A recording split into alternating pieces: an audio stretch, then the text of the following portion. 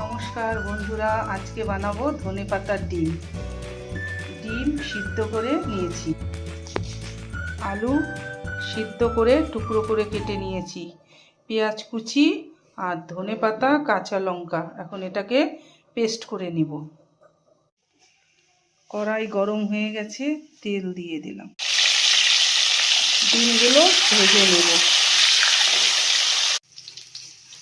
একটু সামান্য হলুদ দিলাম, এই রান্নাটায় হলুদ লাগে না, তাহলে সবুজ ভাবটা নষ্ট হয়ে যায়।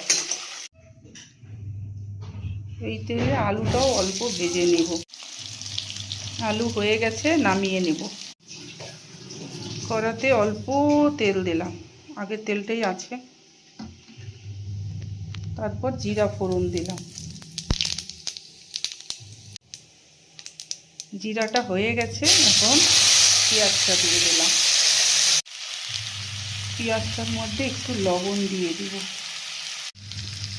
পেঁয়াজটা ভাজা হয়েছে, এখন আদা রসুন দিয়ে দেব। টমেটো পেস্টটাও দিয়ে দেব,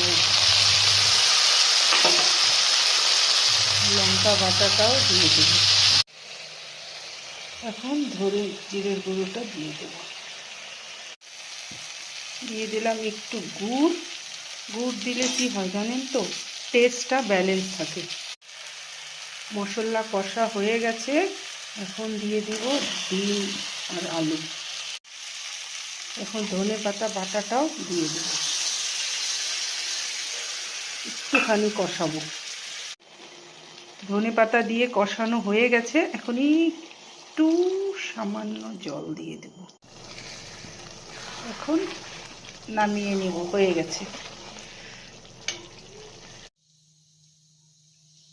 হয়ে গেছে ধনেপাতার ডিম।